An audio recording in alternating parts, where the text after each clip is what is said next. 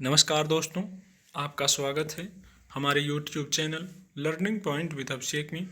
दोस्तों, अगर आप चैनल पर पहली बार आए हैं तो चैनल को सब्सक्राइब कर लीजिए और बेल आइकन प्रेस कीजिए ताकि आपको रेगुलर डिक्टेशन मिल सके।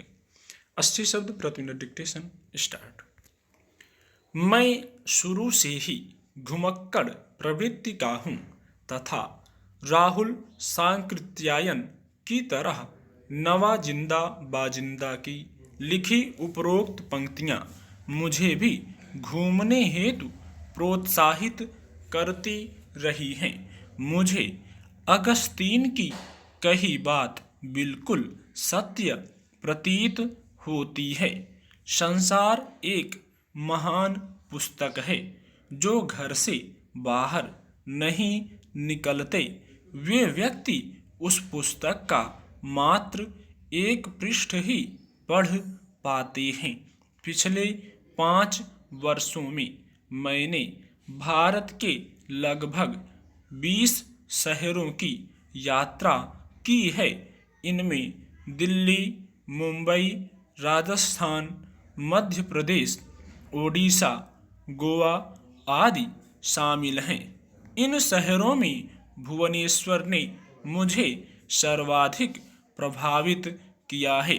पिछले वर्ष ही गर्मी की सप्ताह भर की छुट्टी में मैं इस शहर की यात्रा पर था। यह यात्रा मेरे लिए अविस्मरणीय है। मैं दिल्ली से रेल यात्रा का आनंद उठाते हुए अपने सभी साथियों के साथ सुबह लगभग 10 बजे भुवनेश्वर पहुंच गया था। हमने पहले ही होटल बुक करवा लिया था। वहां पहुंचकर सबसे पहले हम होटल में गए। मैं इस शहर के बारे में पहले ही काफ़ी कुछ सुन चुका था। मेरे सभी दोस्त चाहते थे कि उस दिन आराम किया जाए, लेकिन मैं उनके इस विचार से सहमत नहीं था। मेरी व्याकुलता को देखते हुए सबने थोड़ी देर आराम करने के बाद तैयार होकर यात्रा पर निकलने का निर्णय लिया। भुवनेश्वर के बारे में जैसा हमने सुना था उससे कहीं अधिक दर्शनीय पाया। भुवनेश्वर भारत के खूबसूरत एवं हरे भरे प्रदेश ओडिशा की राजधानी है। यहाँ की प्राकृतिक सुंदरता देखते ही बनती है। ऐतिहासिक ही नहीं, धार्मिक दृष्टिकोण से भी यह शहर भारत के प्रमुख दर्शनीय स्थलों में से एक है। इसे मंदिरों का शहर भी कहा जाता है।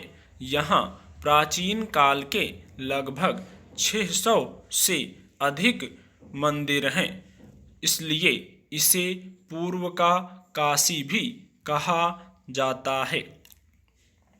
3री शताब्दी ईसा पूर्व में सम्राट अशोक ने यहीं पर कलिंग युद्ध के बाद धम्म की दीक्षा ली थी। धम्म की दीक्षा लेने के बाद अशोक ने यहाँ पर बौद्ध स्तूप का निर्माण कराया था, इसलिए यह बौद्ध धर्मावलंबियों का भी एक बड़ा तीर्थस्थल है। कहा जाता है कि प्राचीन काल में भुवनेश्वर में 7000 से अधिक मंदिर थे।